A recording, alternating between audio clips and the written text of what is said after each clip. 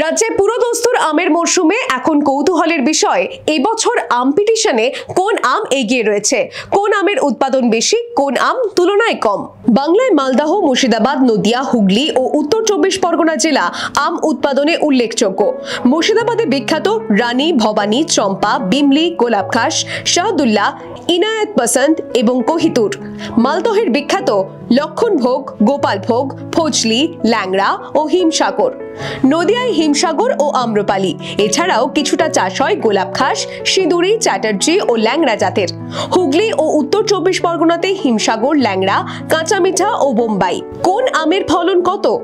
হিমসাগর ৩৭০,০০০ metric ton, Langra ১৮৫,০০০ metric ton, Amrapali ১৩৯,০০০ মেট্রিক টন, অন্যান্য ২৩০,০০০ মেট্রিক টন।